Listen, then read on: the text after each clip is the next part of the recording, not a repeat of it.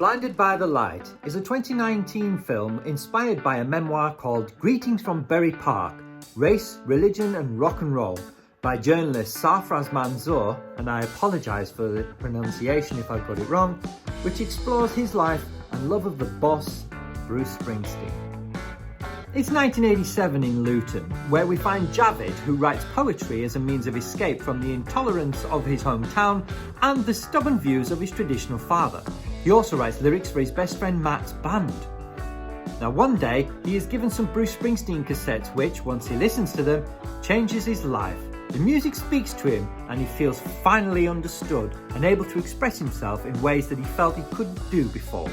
I thoroughly enjoyed all the 80s references, the cassette tapes, Sony Walkman smash hits, even the famous Michael Fish hurricane-denying weather report, the job centre, even the shop Athena. It brought back a lot of memories, but also highlighted a lot of negatives of the era, the social unrest, the unemployment, and the racism faced by, in this case, a Pakistani family. Sadly, it happened then, and I fear it still happens now. It's truly an ugly and disgusting thing, and I'm not going to give it another second, so moving on. Now, as usual, I love the aesthetic of this film. I'm a huge admirer of cinematography, and for me, they captured the feel of the 80s very well. Maybe it's just how I remember it, or maybe I remember it that way because that's how they showed it. No matter, I definitely appreciated the nostalgia that it brought to my mind. Now, this film's billed as a comedy drama, and it has some dark, uncomfortable moments, but it also has some truly uplifting ones too, particularly when Javid gets a Saturday job in the market. I'll let you discover what happens for yourself. But there's also a nightclub scene where they attend a daytimer, which I particularly enjoyed as well.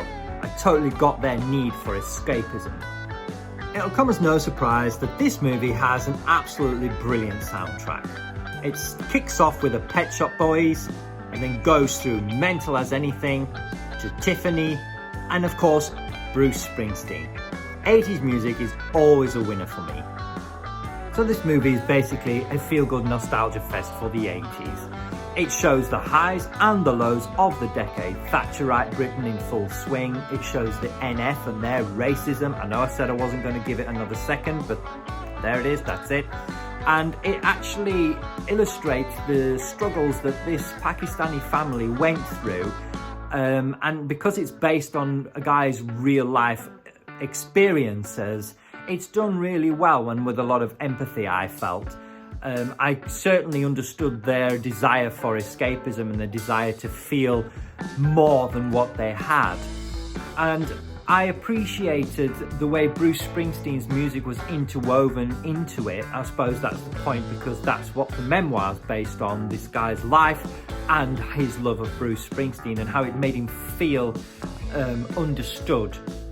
And our hero Javid is able to use his learning from the songs, what he gains from the songs and how they make him feel, and they open his eyes and they open his mind to the possibilities of life and the possibilities of standing up to his rigid father and his father's rigid views.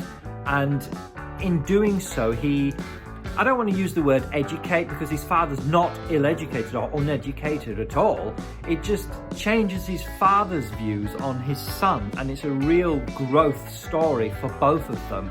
And I really enjoyed it, and I think at this time of isolation and separation that we're all experiencing at the moment, this film is a really nice feel-good thing, and it's a bit of 2 hours escapism. And for that reason, I'm going to give Blinded by the Light 7 out of 10.